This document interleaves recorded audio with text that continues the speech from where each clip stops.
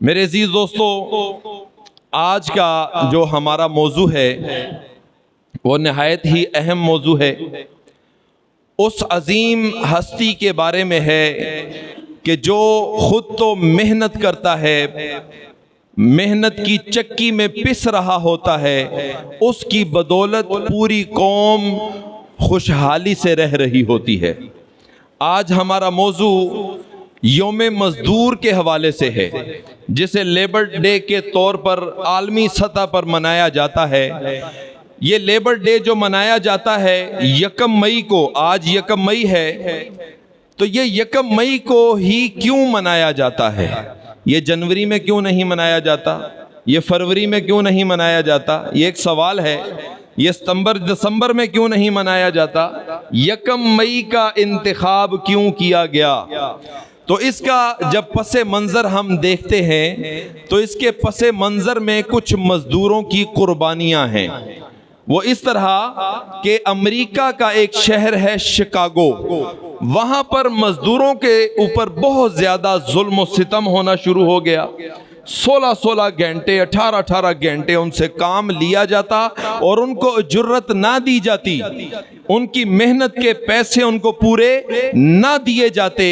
اس پر کچھ مزدوروں نے اتحاد کیا کہ ہم اپنی اس حقوق کے لیے ہم نکلتے ہیں، پرامن احتجاج کرتے ہیں۔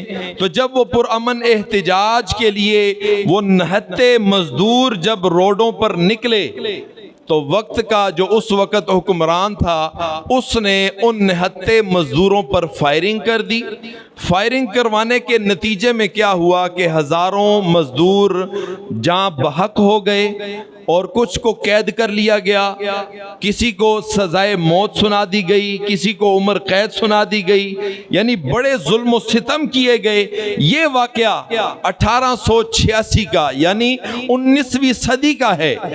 1886 یکم مئی کو یہ امریکہ کا شہر شکاگو، وہاں پر یہ مزدور نکلے تھے، اپنے حقوق کے لیے پرامن احتجاج کیا، لیکن ان پر فائرنگ ہوئی جس میں ہزاروں مزدور جو تھے وہ واصل بحق ہو گئے، جاں بحق ہو گئے۔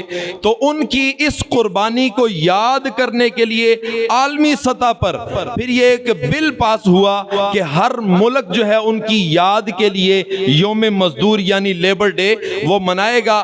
رفتہ رفتہ یہ پوری دنیا میں مشہور ہو گیا۔ پاکستان کے اندر 1972 میں یہ قانون پاس ہوا اور 1973 سے لیبر ڈے کی یکم مئی کو چھٹی بھی منظور ہوئی اور یہ منایا جانے لگا۔ لیکن افسوس کی بات یہ ہے 1973 سے یہ یوم مزدور جو ہے لیبر ڈے منایا جا رہا ہے۔ 1973 سے لے کر 27 سال وہ اور 26 سال آگے آ جائیں، آج 2026 ہے، تقریباً 53 سال ہو گئے۔ آج 53 سالوں میں ہم نے مزدوروں کو دیا گیا ایک چھٹی، صرف ایک چھٹی دی، کیونکہ ظلم کی چکی میں پس رہا ہے مزدور۔ پٹرول مہنگا ہو گیا، مزدور جہاں پر 300 کا پٹرول ڈلوا کر مزدوری کرنے کے لیے جاتا تھا، جس کی دہاڑی 1000 سے 1500 کے درمیان ہے، آج وہ 600-700 روپے کا پٹرول ڈلوا کر جاتا ہے۔ مارکیٹیں 8 بجے بند ہو گئیں، اوور ٹائم لگاتا تھا مزدور اپنے بچوں کے لیے۔ یہ پس کون رہا ہے؟ مزدور، جس نے اوور ٹائم اس لیے رکھا ہوا تھا کہ یہ جو اوور ٹائم کی دہاڑی ہے اس میں اپنے بچوں کی جو ہے وہ میں پیٹ پالوں گا۔ لیکن یہاں پر پس کون گیا؟ مزدور۔ اوور ٹائم اس نے رکھا تھا کہ اس سے میں اپنے بچوں کی فیسیں ادا کروں گا، لیکن وہ اوور ٹائم ختم ہوا، مارکیٹیں 8 بجے بند ہو گئیں، پس کون گیا؟ مزدور۔ اس نے اوور ٹائم رکھا تھا کہ یہ جو اوور ٹائم کی دہاڑی آئے گی اس سے میں اپنے بچوں کا میڈیکل والا سلسلہ مکمل کروں گا، لیکن وہ اوور ٹائم ختم ہو گیا، پس کون گیا؟ مزدور۔ تو یہ جتنے بھی قوانین پاس ہو رہے ہیں ان کی چکی میں پس کون رہا ہے؟ مزدور۔ آج جو دہاڑی لگا کر اپنے بچوں کے لیے کوئی راشن لے کر آتے تھے، کھانا 2 وقت کا ان کے گھر میں پکتا تھا، آج ہم نے چھٹی دے کر مارکیٹوں میں ان کی اس دہاڑی کو بھی ختم کیا، پس کون گیا؟ مزدور۔ آج 53 سالوں میں ہماری احکام بالا ہم نے مزدوروں کو دیا کیا ہے سوائے ایک چھٹی کے؟ ہمیں ایسا قانون پاس کرنا چاہیے جس میں ان کے مسائل سے جو ہے دو چار ہو جائیں، یہ مسائل سے نکل جائیں، لیکن ہم نے ایسے قانون لاگو کر دیے وہ مزید مسائل کے اندر دو چار ہو گئے، مزید مسائل کے اندر گرفتار ہو گئے، پس رہے ہیں، کہیں خودکشیاں ہو رہی ہیں، کبھی کون سے واقعات سامنے آ رہے ہیں۔ تو میرے عزیز دوستو، قرآن حمید کی تعلیمات کے اندر مزدور جو مزدوری کرتا ہے اس کی کتنی اہمیت ہے۔ اللہ تبارک و تعالیٰ نے ارشاد فرمایا وَأَلَّيْسَ لِلْإِنسَانِ إِلَّا مَا سَعَى، انسان کے لیے وہی ہے جس کے لیے وہ کوشش کرتا ہے، محنت کرتا ہے۔ یعنی یہ آیت ہمیں بتاتی ہے کہ جس نے جتنی محنت کی ہے اس کو اس کا پورا اجر دینا پڑے گا، دینا چاہیے۔ دوسرے مقام پر ارشاد فرمایا وَأَوْفُوا الْكَيْلَ وَالْمِيزَانَ وَلَا تَبْخَسُوا النَّاسَ أَشْيَاءَهُمْ، فرمایا کہ ناپ اور تول میں کمی نہ کرو اور جو چیز دی جاتی ہے اس کو پوری پوری ادا کرو۔ یعنی اگر کسی مزدور نے مزدوری کی ہے، اس کی جرت کا ٹائم آ گیا ہے تو اس کے پیسے کاٹ کر اس کو نہ دو، بلکہ اس کی پوری پوری جرت اس کو دی جائے گی۔ ان اللہ یأمر بالعدل والاحسان، بے شک اللہ تعالی احسان اور انصاف کا حکم دیتا ہے۔ یعنی اگر مزدور نے مزدوری کر لی تو اب اس کے ساتھ احسان کرتے ہوئے انصاف کے ساتھ اس کی جو جرت ہے اس کو پوری دی جائے، پوری دی جائے۔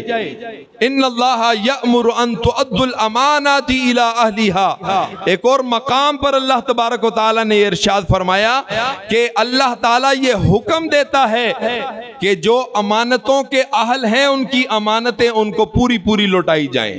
جب مزدور مزدوری کر لیتا ہے تو اس کا جو حق ہے آپ کے پاس، جو اس کی جرت ہے آپ کے پاس، وہ امانت ہے، وہ پوری پوری آپ کو لوٹانی پڑے گی۔ لیکن جو لوٹاتے نہیں ہیں، ناپ تول میں کمی کر لیتے ہیں، تھوڑے پیسے ان کو دے دیتے ہیں، باقی دبا لیتے ہیں، کھا جاتے ہیں، تو ان کے لیے کیا حکم ہے؟ فرمایا وَيْلٌ لِّلْمُطَفِّفِينَ، ہلاکت ہے ان لوگوں کے لیے جو ناپ تول میں کمی کر کے دیتے ہیں، ہلاکت ہے ان لوگوں کے لیے، تباہی ہے ان لوگوں کے لیے۔ تو یہ آیات طیبات ہمیں یہ درس دیتی ہیں کہ ہم مزدور کا پورا پورا خیال کریں، وہ جو محنت کی چکی میں پس رہا ہے، جس کی بدولت ہم خوشحال زندگی بسر کر رہے ہیں۔ آج مزدور نے دیکھیں یہ عمارتیں بنائیں، جس در و دیوار میں ہم رہتے ہیں، جس گھر میں ہم رہتے ہیں، بنایا کس نے؟ مزدور نے۔ جس سڑک پر ہم سفر کر رہے ہیں، بنائی کس نے؟ مزدور نے۔ آج تو ہم آٹا لے کر آ جاتے ہیں، بڑے آرام سے روٹی بنا کر کھاتے ہیں، لیکن اس کے پیچھے اگر ہم چلے جائیں تو اس اناج کو اگایا کس نے؟ مزدور نے۔ فصل کی دیکھ بھال کس نے کی؟ مزدور نے۔ فصل کو کاٹا کس نے؟ مزدور نے۔ اس کی صفائی کس نے کی؟ مزدور نے۔ اس کو فیکٹریوں تک لے کر کون آیا؟ مزدور۔ اس کو پیسا کس نے؟ مزدور نے۔ دکانوں تک کیسے آئی؟ مزدور نے۔ تو ہم تو جا کر آٹا خریدتے ہیں، لا کر روٹی بنا کر کھا لیتے ہیں، اس آٹے کے پیچھے دیکھیں کہ مزدور کی محنت کتنی ہے، اس کا پسینہ کتنا بہا ہے۔ لیکن آج وہی مزدور ہمارے لیے تو اتنی محنت کرتا ہے، لیکن افسوس یہ ہے کہ اکثر مزدوروں کا چولہا گھر میں ٹھنڈا ہی رہتا ہے۔ کسی نے کیا خوب کہا کہ اس شہر میں مزدور جیسا در بدر کوئی نہیں، جس نے سب کے گھر بنائے اس کا اپنا گھر کوئی نہیں، اس کا اپنا گھر کوئی نہیں۔ تو اس لیے ہمیں چاہیے کہ ہم ایسا قانون نافذ کریں جس سے یہ جو غرباء لوگ ہیں ان کو کوئی وسائل ملیں، ان کو سہولتیں ملیں۔ لیکن افسوس یہ ہے کہ ہم نے 53 سالوں میں ایک چھٹی کے سوا دیا کیا ہے ان کو؟ تو میرے عزیز دوستو، کریم آقا علیہ السلام نے یہ محنت مزدوری کرنے پر اپنی امت کو کس قدر تلقین کی، کس قدر تعلیم دی۔ نبی علیہ السلام نے ارشاد فرمایا، حضرت عبداللہ ابن عمر رضی اللہ تعالی عنہما، آپ اس کے راوی ہیں، بخاری شریف کی روایت ہے، فرمایا ما اکل احد طعاما قط خیرا من کل ان یأکل، فرمایا کہ اس سے بہتر کھانا کوئی نہیں کہ جو بندہ اپنے ہاتھ سے کما کر کھانا کھائے. یعنی بہترین کھانا کون سا ہے؟ جو بندہ اپنے ہاتھ سے کما کر محنت کر کے کھائے. یہ نبی علیہ السلام نے بڑی خوبصورت تعلیم امت کو دی ہے کہ بندے کو ویلیاں نہیں کھانی چاہیے، محنت کر کے کھانی چاہیے.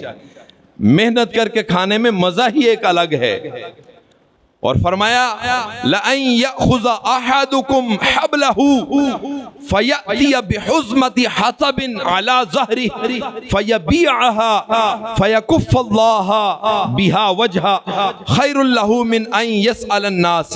فرمایا کہ تمہارے پاس اگر ایک رسی ہے، رسی بس، اس کو لے لو، جنگل میں جاؤ، لکڑیاں اکٹھی کر کے باندھ کے جا کر بیچ کے اپنی عزت بچاؤ.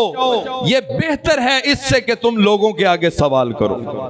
یعنی اتنی بڑی انویسٹمنٹ نہیں ہے، ایک رسی تمہارے پاس ہے، رسی، بڑا مال گودام نہیں ہے، انویسٹمنٹ نہیں ہے تو پریشان نہ ہو. فرمایا کہ رسی ہے تو رسی لے لو، لکڑیاں اکٹھی کر کے جا کر بیچو.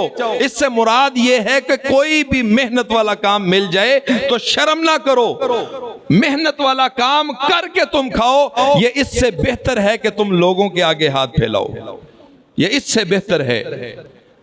اور پھر فرمایا اُعْتُوا الْأَجِيرَ أَجْرَهُ قَبْلَ أَن يَجِفَّ عَرَقُهُ. فرمایا مزدور کی مزدوری اس کا پسینہ خشک ہونے سے پہلے ادا کر دو. یعنی مزدور کی اہمیت تو نبی علیہ السلام نے بتائی، اس کے ساتھ ساتھ مزدور کے پسینے کی اہمیت بھی بتا دی کہ اس کے پسینے کی بھی اہمیت یہ ہے کہ تم اس کا پسینہ خشک ہونے سے پہلے اس کی دیہڑی جو ہے اس کو دے دو. ان اللہ یحب العبد المحترف. فرمایا کہ بے شک اللہ تعالیٰ کو محنت کرنے والا بندہ پسند ہے. کون سا بندہ؟ محنت کرنے والا بندہ اللہ کو بڑا پسند ہے. ویلا رہنے والا نہیں، محنت کرنے والا بندہ یہ اللہ کو بڑا پسند ہے. اور میرے عزیز دوستو، نبی کریم صلی اللہ علیہ وسلم کے پاس ایک صحابی آئے، انہوں نے تنگ دستی کی شکایت کی. نبی علیہ السلام خاموش رہے. اور دوسری مرتبہ پھر آئے، پھر تنگ دستی کی شکایت کی. نبی علیہ السلام نے فرمایا تمہارے گھر میں کچھ ہے؟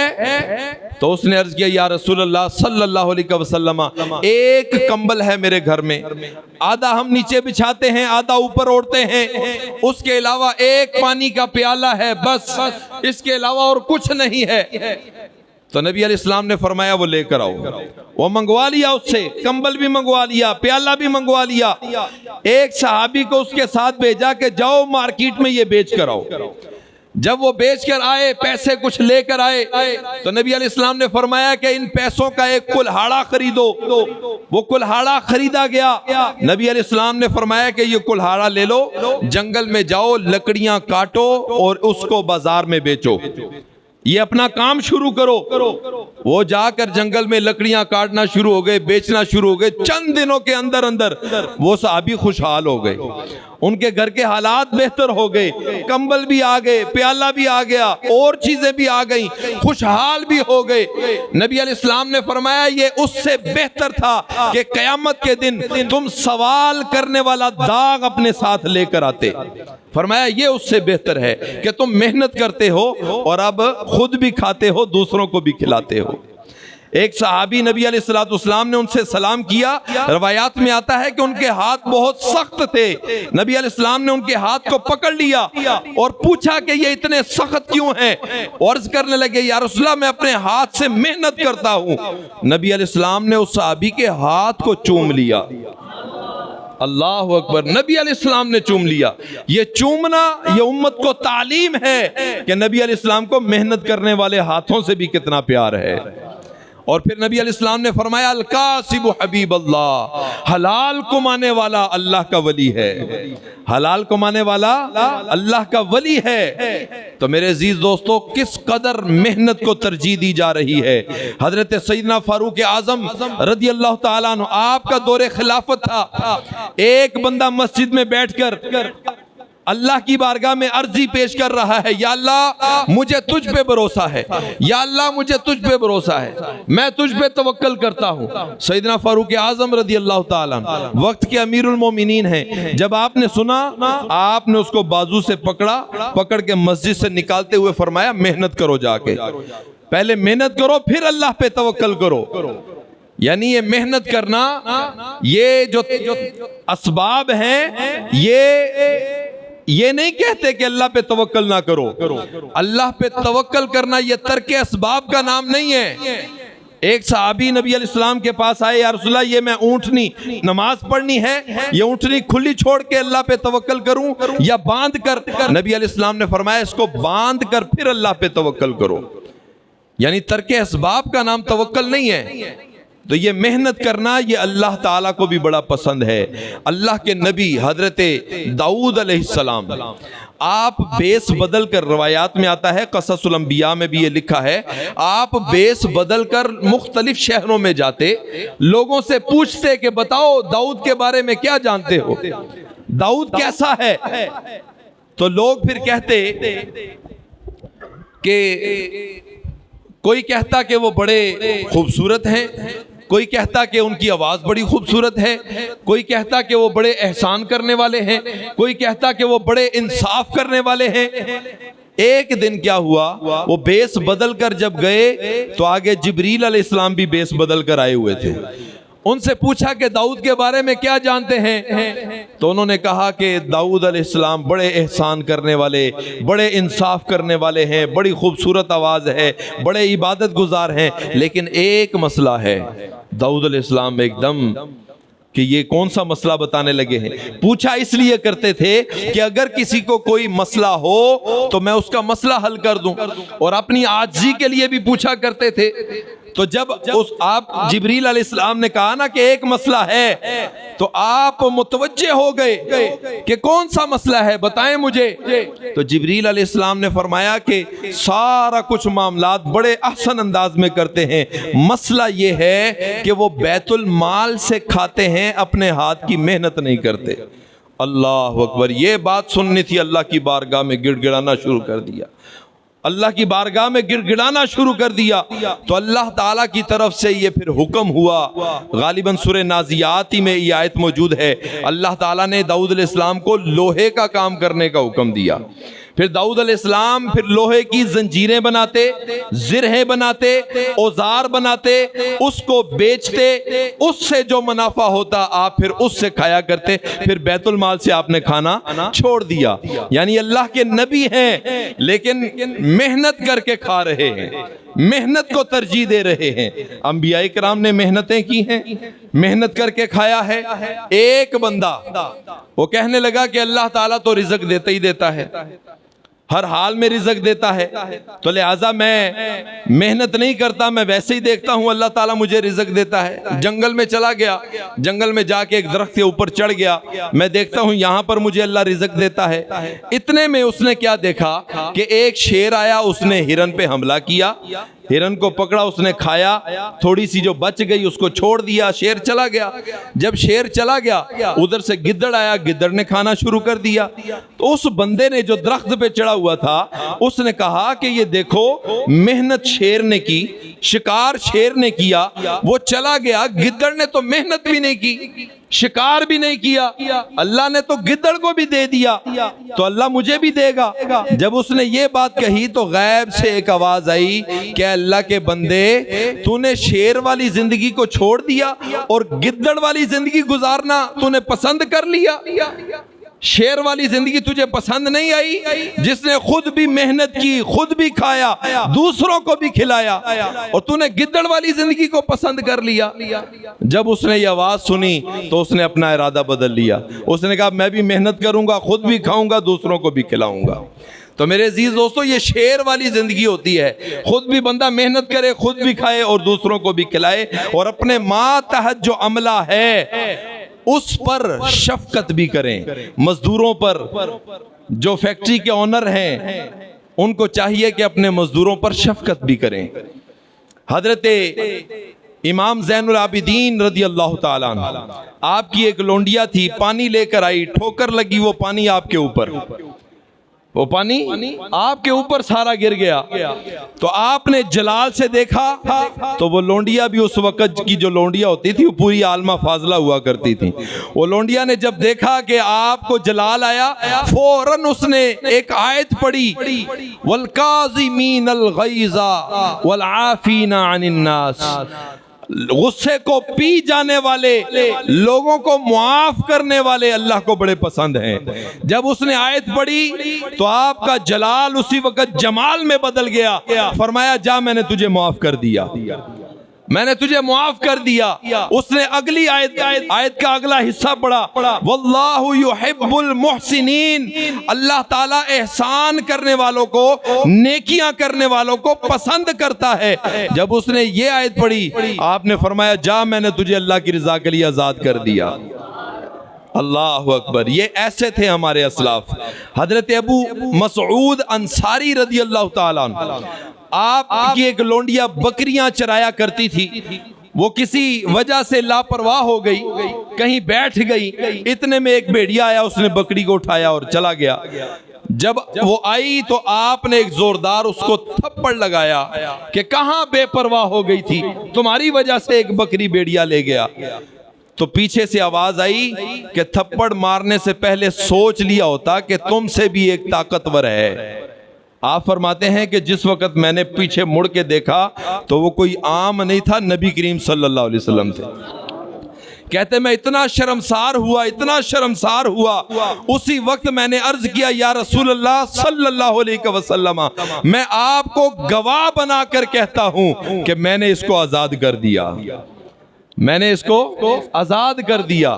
تو میرے عزیز دوستو، بخاری شریف میں حدیث نمبر 2270 عن ابی ہریرہ رضی اللہ تعالی عنہ عن النبی صلی اللہ علیہ وسلم قال قال اللہ تعالی ثلاثۃ انا خصمہم یوم القیامہ. اللہ تعالی نے، نبی کریم صلی اللہ علیہ وسلم نے ارشاد فرمایا کہ اللہ تعالیٰ فرماتا ہے کہ قیامت کے دن 3 بندے ایسے ہیں کہ جن کا میں دشمن ہوں گا. اللہ اکبر. یہ بخاری کی روایت ہے. 3 قسم کے بندے ایسے ہیں جو میرے دشمن ہوں گے. کون سے؟ فرمایا کہ ایک وہ بندہ رجل اعطا بی ثم غدرا، ایک وہ جس نے عہد کیا کسی کے ساتھ، قسم کھائی میرے نام کی اور پھر اس کو توڑ دیا، پھر اس کو توڑ دیا، اپنی قسم کو توڑ دیا، وعدہ خلافی کر لی. اور دوسرا بندہ وَرَجُلٌ بَاعَ حُرًّا فَأَكَلَ ثَمَنَهُ، فرمایا وہ جو کسی آزاد شخص کو بیچ کر اس کے پیسے کھا لے.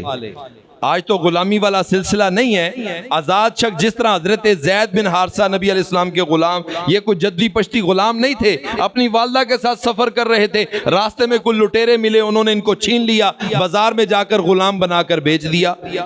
پھر آپ غلام رہے، نبی علیہ السلام کی خدمت میں آ گئے، حضرت حکیم بن حزام نے ان کو خرید لیا، خرید کر اپنی بہن حضرت خدیجہ الکبریٰ رضی اللہ تعالیٰ عنہ کو یہ تحفے میں دے دیا. آپ نے نبی علیہ السلام کی خدمت میں دے دیا. والدین کو کچھ سال کے بعد پتہ چلا کہ ہمارا بچہ مکہ میں ہے. وہ مکہ میں جب لینے کے لیے آئے، نبی علیہ السلام نے فرمایا یہ آپ کا بچہ اگر جانا چاہتا ہے تو چلے جائے.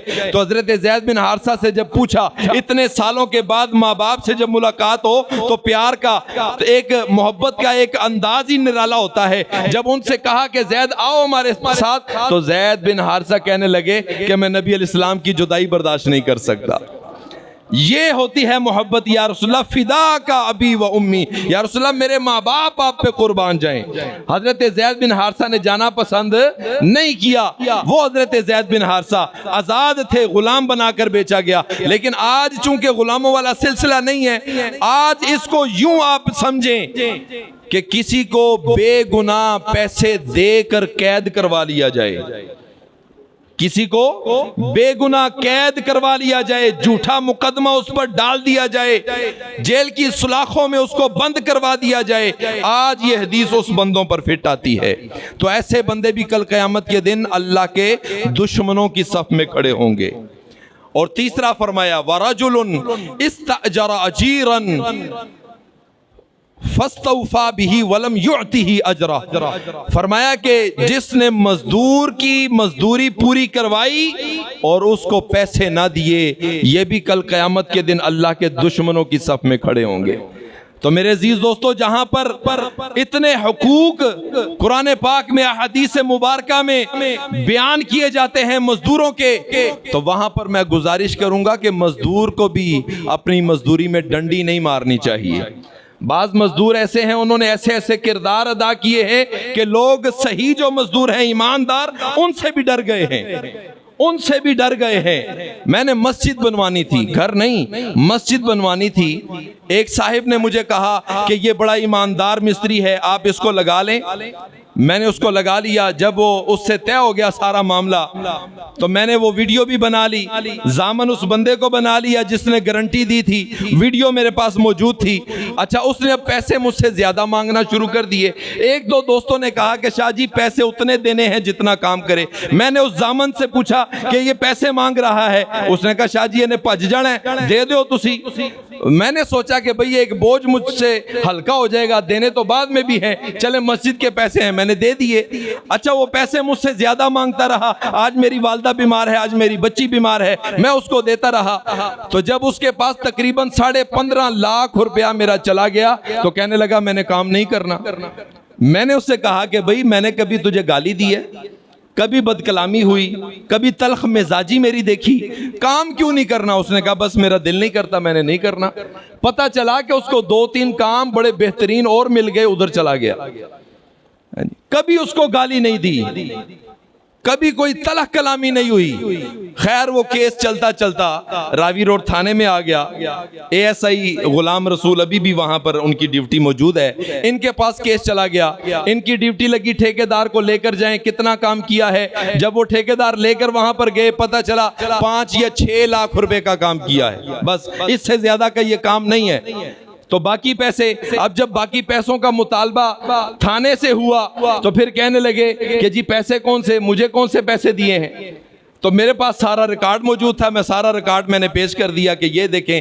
خیر 7.5 لاکھ روپیہ ان کے اوپر لازم آ گیا کہ اب 7.5 لاکھ روپیہ آپ پر ہے، آپ نے دینا ہے۔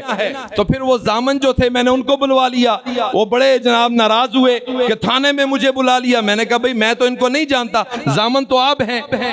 تو پولیس والوں کو کہنے لگے جی میں نے کوئی گارنٹی نہیں دی۔ میں نے کہا چلیں آپ ساری باتیں چھوڑ لیں، یہ ویڈیو آپ دیکھ لیں۔ اور پولیس والے نے ویڈیو دیکھ کر اس نے پتا کیا کہا؟ اس نے کہا کہ کسی کے ماتھے پہ نہیں لکھا ہوتا کہ یہ فراڈیا ہے، انسان کا کردار بتاتا ہے کہ وہ کیا ہے۔ اپنا حلیہ دیکھیں اور اپنا جھوٹ بولنا دیکھیں۔ خیر وہاں پر منتیں ترلے کرتے کرتے 2 لاکھ کے اوپر آ گئے۔ 2 لاکھ ہم آپ کو دیں گے۔ اس نے کہا کہ بھئی 2 لاکھ پہ آپ مان جائیں۔ میں مان گیا، وہ 2 لاکھ بھی مجھے پورا نہ ملا۔ یعنی اس طرح کے لوگ بھی ہیں۔ تو جب اس طرح کے لوگ ہیں تو پھر ہم اعتماد کس پر کریں گے؟ یہ جو صحیح لوگ ایماندار ہیں ان کا بھی یہ حق کھا لیتے ہیں، ان کا بھی اعتماد یہ چھین لیتے ہیں ایسے لوگ۔ تو میرے عزیز دوستو، جب ہم آپ کے اتنے حقوق بیان کرتے ہیں منبر پر بیٹھ کر قرآن و حدیث کے مطابق، تو کم از کم آپ کو بھی چاہیے کہ ایمانداری کے ساتھ اپنا کام کریں۔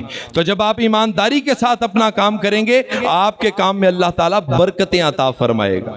آپ کثرت نہ ڈھونڈیں کہ میں یہ ڈنڈی مار لوں گا میرے پاس اتنا مال آ جائے گا۔ مال کی کثرت نہ مانگیں اللہ سے، اللہ سے مال کی برکت مانگیں۔